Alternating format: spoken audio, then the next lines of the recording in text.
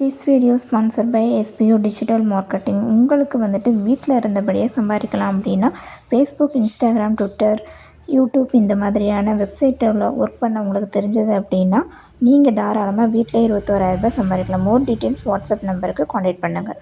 Skip பண்ணாதீங்க. பெரிய தப்பு. தினம் 300 ரூபாய் சம்பாதிக்க அரிய வாய்ப்பு. இன்ஸ்டாகிராம், ஃபேஸ்புக் பயன்படுத்த தெரிந்தால் போதும் content post and content publishing மூலமா தினம் 300 ரூபாய் சம்பாதிக்கலாம். இந்த வேலை செய்ய 5 நிமிடம் போதும். Work training support, group communication support, all language customer live chat support, முக்கியமா சொந்தமா ஒரு பிசினஸ் ஸ்டார்ட் பண்ற அளவுக்கு உங்களால கற்றுக்கொள்ளவும் முடியும், சம்பாதிக்கவும் முடியும். இந்த வேலை வாய்ப்பு வழங்குவது 5 வருடத்திற்கு மேல ரன் ஆகிட்டு இருக்க நம்ம தமிழ்நாட்டு company school of business organisation private limited. மேலும் விவரங்களுக்கு டிஸ்கிரிப்ஷன்ல கொடுத்திருக்க நம்பருக்கு வாட்ஸ்அப் பண்ணுங்க.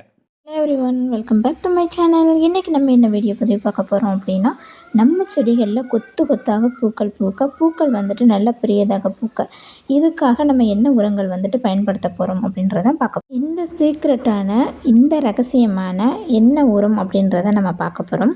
ஸோ இதை வந்து மாதத்துக்கு நம்ம 2 முறை கொடுத்தாலே போதும், நம்மளோட செடிகளில் பூக்கள் வந்துட்டு என்றைக்குமே குறையாமல் பூக்குங்க. அது மாத்திரம் இல்லாமல் 1-2 பூக்கள் கிடையாது, கொத்து கொத்தாக பூக்கக்கூடிய தன்மையும் அந்த உரத்துக்கு இருக்குது. ஸோ நீங்களுமே அதை பயன்படுத்தி பாருங்கள்.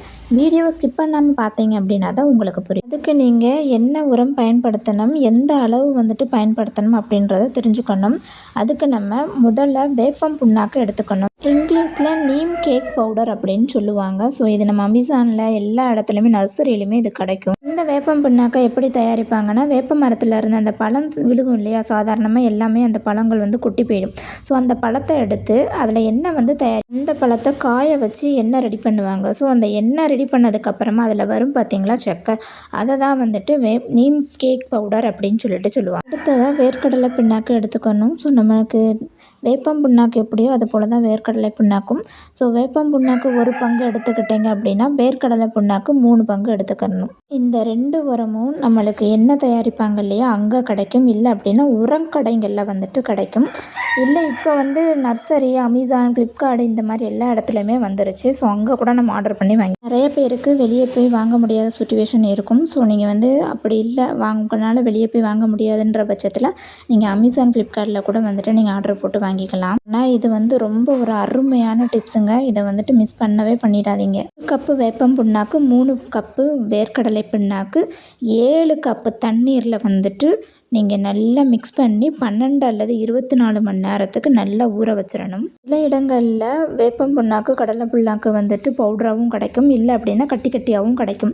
ஸோ உங்களுக்கு எது 2ல் கிடைச்சாலுமே நீங்கள் இந்த மாதிரி வாங்கி ஊற வச்சுக்கோங்க. மோஸ்ட்லி எப்போயுமே ஊற வைக்கிறதா இருந்தால் ஈவினிங் 6 மணி போலலாம் ஊற வச்சுட்டு மார்னிங் ஒரு 8 மணி 7 மணிக்கெல்லாம் ஊற்றுற மாதிரி ரெடி பண்ணி வச்சுப்பேன்.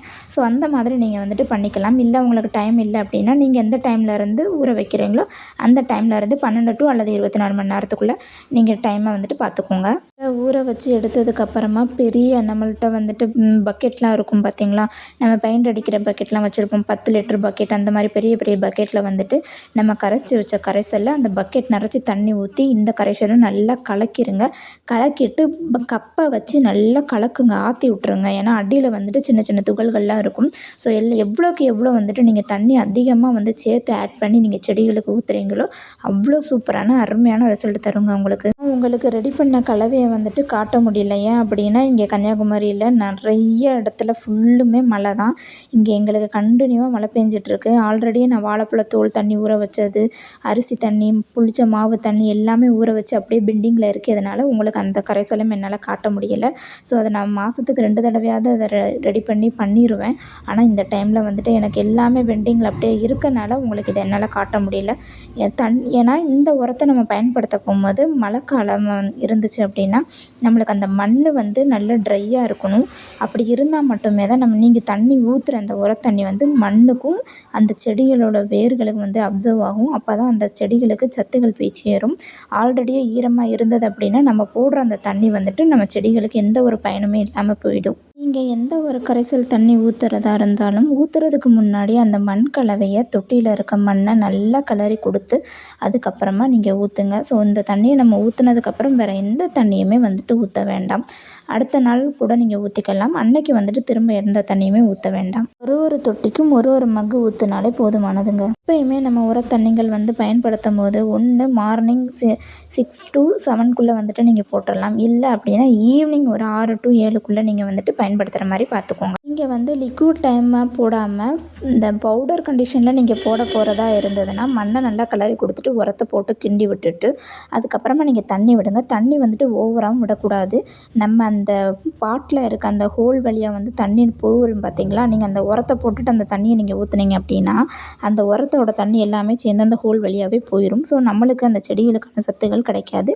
அதனால தான் முட்டுக்கள் பூக்கள் வந்துட்டு வைக்கிறது இல்லைங்க. ஒருத்தவங்களும் வந்து கிளைமேட்டுக்கு ஏற்ற மாதிரி மண்கலையை வந்துட்டு ரெடி பண்ணுவோம். ஸோ என்னோடய கிளைமேட்டுக்கு வந்து இங்கே ஃபுல்லுமே எப்பயுமே மழை தான் அதிகமாகவே இருக்கும். ஸோ அதனால் நான் கொக்கோபீட் வந்து அதிகமாக யூஸ் பண்ண மாட்டேன். நிறைய பேர் வந்து கீழே அந்த தேங்காய் நார் வந்துட்டு பயன்படுத்தி தான் ரோஜா செடிகளை வைப்பாங்க. ஸோ அப்படிப்பட்டவங்க வந்து தண்ணிகளை பார்த்து கேர்ஃபுல்லாக தான் ரோஜா செடிகளுக்கு பயன்படுத்தணும். அதிக அளவு தண்ணிகள் நம்ம பயன்படுத்தும் போது செடிகளுக்கு ஆபத்து அதிகமாக தான் இருக்கும். அதனால் நம்ம பார்த்து சூதானமாக தான் ஊற்ற வேண்டும். இந்த டிப்ஸை வந்துட்டு நான் மாதத்துக்கு 2 முறை கட்டாயமாக நான் வந்து பயன்படுத்துவேன். ஸோ நீங்களும் இந்த டிப்ஸை வந்துட்டு ஃபாலோ பண்ணி பாருங்கள். ரிசல்ட் அதுக்கப்புறமா நீங்கள் கமெண்டில் வந்துட்டு சொல்லுங்கள். இந்த லிக்விட் ஃபெர்டிலைசரை வந்துட்டு 15 நாட்கள் ஒரு முறைன்னு சொல்லிட்டு மாதத்துக்கு 2 முறை வந்துட்டு பயன்படுத்தலாம். அதே மாதிரி 10 நாளைக்கு ஒரு முறை வந்துட்டு மண்புழு உரம் வந்து பயன்படுத்துவேன். மண்புழு உரத்தை ஒரு கைப்பிடி அளவுக்கு மண்ணில் போட்டு நல்லா கலந்துட்டு தண்ணி விட்டிங்க அப்படின்னா ரொம்ப சூப்பரான ஒரு ரிசல்ட் தரும்.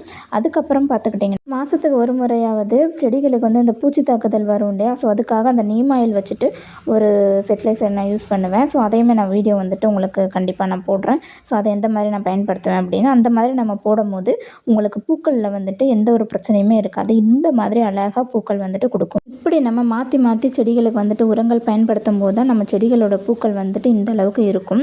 ஸோ நீங்கள் வைக்கிற செடி தொட்டி வந்து சின்னதாக இருந்தாலும் நம்ம கொடுக்குற உரங்கள்னால தான் அந்த செடிகள் வந்துட்டு இவ்வளோ க்ரோ ஆகி வருது.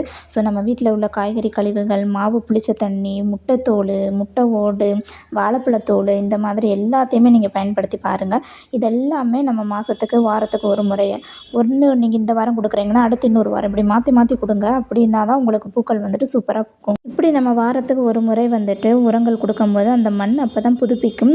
மேலே உள்ள அந்த மண்களை வந்துட்டு நான் வாரத்துக்கு எப்படியாவது கலந்து விட்டுட்டே தான் இருப்பேன். இந்த மாதிரி நம்ம வாரத்துக்கு ஒரு முறை மண்ணை கலரும் போது என்ன நடக்கும் அப்படின்னு பார்த்துக்கிட்டிங்கன்னா செடிகளுக்கான காற்றோட்டம் வந்துட்டு கிடைக்கும். அந்த வேர்களுக்குரிய அந்த ஆக்சிஜன் வந்துட்டு கிடைக்கும். ஸோ அதனால தான் நம்மளோட செடிகள் வந்துட்டு ஹெல்த்தியாக ஃப்ரெஷ்ஷாக இருப்பாங்க. இப்படி நம்ம பண்ணும்போது தான் நம்ம மண்ணில் இருக்கிற நுண்ணுயிர் சத்துக்கள் வந்துட்டு அதிகரிக்கும். அது மாத்திரம் இல்லாமல் நம்ம வேப்பம் புண்ணாக்கெல்லாம் போடுறதுனால தான் இந்த பூச்சி தாக்குதல் எதுவுமே வந்துட்டு வராமல் பாதுகாக்கும். நம்ம யூஸ் பண்ணியிருக்க இந்த கடலை புண்ணாக்குனால தான் இந்த பூக்கள் வந்துட்டு மொட்டுக்கள் எல்லாம் பெருசாக வைக்கிறதுக்கு உதவி. இந்த டிப்ஸை வந்துட்டு கண்டிப்பாக நீங்கள் ஃபாலோ பண்ணி பாருங்கள். உங்கள் ஃப்ரெண்ட்ஸ் அண்ட் ஃபேமிலிக்கு இதை வந்து ஷேர் பண்ணுங்கள். ஸோ இந்த வீடியோ உங்களுக்கு பிடிச்சிருந்துன்னா லைக் பண்ணுங்கள், கமெண்ட் பண்ணுங்கள், ஷேர் பண்ணுங்கள், சப்ஸ்கிரைப் பண்ணுங்கள். பக்கத்தில் உள்ள பெல் பட்டனை ஆன் பண்ணி வச்சுக்கோங்க. அப்போ தான் நம்ம நெக்ஸ்ட் டைம் போடுற எல்லா வீடியோவும் உங்களோட மொபைலுக்கு நோட்டிஃபிகேஷனாக வரும். ஸோ உங்களுக்கு அடுத்து வந்து என்னென்ன வீடியோஸ் வேணும் அப்படின்றதையும் கமெண்டில் சொல்லுங்கள். நான் அது போலவே உங்களுக்கு வந்துட்டு வீடியோ மேக் பண்ணி போடுவேன். ஸோ இவ்வளோ அழகான பியூட்டிஃபுல்லான ஃப்ளவர்ஸ் வந்துட்டு உங்கள் வீட்லேயும் பூக்கணும் அப்படின்னு ஆசைப்பட்டீங்கன்னா இந்த வீடியோவை ஸ்கிப் பண்ணாமல் பாருங்கள். Happy gardening.